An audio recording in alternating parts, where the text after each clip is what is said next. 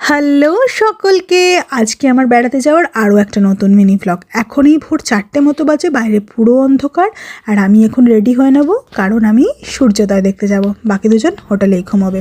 তাড়াতাড়ি করে রেডি হয়ে বেরিয়ে পড়েই দেখলাম আকাশের চাঁদ এখনও রয়েছে। আর 6টা 5-এ আজকে দেখলাম সূর্যোদয়ের সময়, তো আমাকে তাড়াতাড়ি করে পা চালিয়ে যেতে হবে কারণ টাইম প্রায় হয়ে এসছে। আর আমি সমুদ্র সৈকতে পৌঁছে গেছি, ঘড়িতে তখনও 2-3 মিনিট বাকি।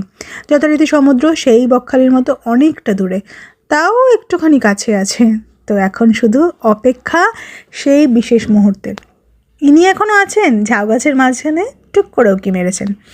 তো শীতকাল, এই যে ঠান্ডা ঠান্ডা হাওয়া আর এই সূর্যি মামার দেখা পাওয়া, এটা না ভীষণ ভীষণ মনমুগ্ধ করে। আহা, মন পুরো ভরে গেছে। আমি ওখান থেকে নেমে এসে জল দিয়ে হেঁটে হেঁটে বহুদূর চলে গেছিলাম।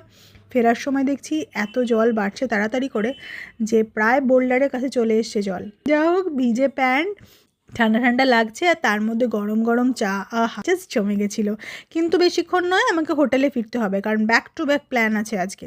তাড়াতাড়ি করে হোটেলে গিয়ে দেখলাম ওরা চা খাচ্ছেন। আজকে এরপর অনেকগুলো প্ল্যান আছে, আর আজকে 6 ডিসেম্বর আমাদের অ্যানিভার্সারি। তাই দিনটা ভীষণ ভীষণ সুন্দর করে কাটাবো আমরা। আর আপনারা সঙ্গে থাকুন, দেখতে থাকুন আমাদের পরবর্তী ব্লগগুলো। ততক্ষণের জন্য টাটা, সবাই ভালো থাকবেন, আমাদের ব্লগ দেখতে থাকবেন। আর ও হ্যাঁ, কেমন লাগছে অবশ্যই জানাবেন।